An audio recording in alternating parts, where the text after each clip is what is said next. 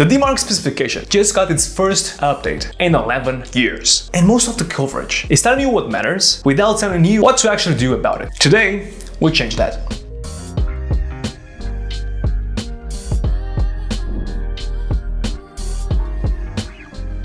Hello everyone, my name is Lucas, product and deliverability expert here at Warmy.io, and welcome to Warmy's YouTube channel. In May 2026, the IETF published 3 documents that together replace the original DMARC specification from 2015. RFC 9989 is the core protocol. RFC 9990 covers aggregate reporting. RFC 9991 covers failure reporting. The old single document, RFC 7489, is now officially obsolete. And for the first time in the history of DMARC, the protocol has formal IETF standards track status, which means auditors, procurement teams, and compliance frameworks finally have a recognized standard to point at, rather than an informational document that always carried an asterisk. The coverage around this has been heavy on the milestone angle and light on the practical one. So this video is about the practical side. What changed at a protocol level? What that means for your DNS records? And what you actually need to do before your next DNS change to stay current on every deliverability spec update that affects how Gmail and Outlook evaluate your sends. Like, subscribe, and ring the bell, because that system keeps working only when you are close to it.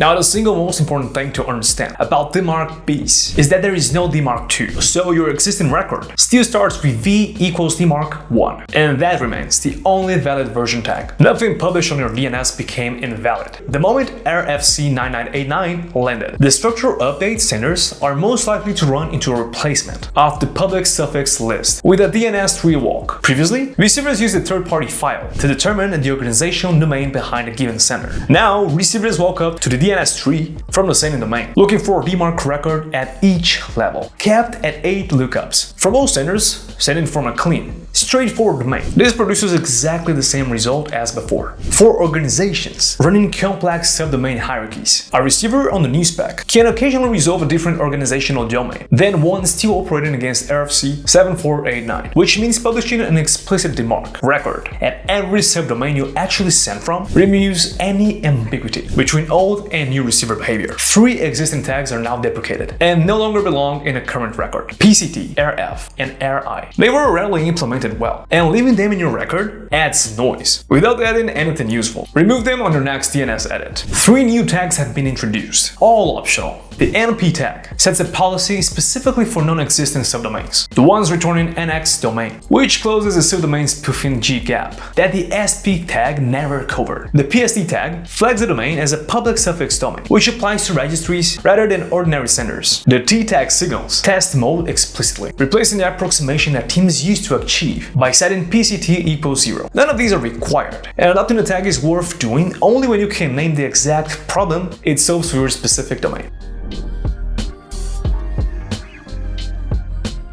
Warmy's free DMARC generator already accounts for the RFC 9989 structure. So if you want to produce a clean, compliant record that reflects the current spec rather than the 2015 version, that tool is the fastest path to output you can paste directly into your DNS without manually verifying syntax and tag order. Beyond record generation, Warmy's Domain Health Hub monitors your authentication setup continuously, so a misconfiguration introduced during a DNS edit surfaces before it quietly works against inbox placement across your active sends. The Domain Health Score tracks SPF, DKIM, and DMARC alignment together, and any change that breaks that alignment shows up in the dashboard rather than in your open rate data 2 weeks later. The practical checklist from this update is short. First, confirm your record still opens with V equals DMARC 1. Remove PCT, RF, and RI. Publish an explicit record at every subdomain you send from, and review your RUA and RUF addresses to confirm your monitoring tool can parse the RFC 9990 and 9991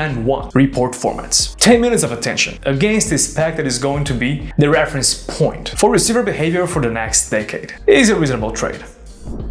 You can run a free DMARC record check through the link in the description and see exactly where your current setup stands against the new spec before your next DNS change. Don't forget to like, subscribe, and ring the bell to stay close to every deliverability update that affects how receivers score your sends.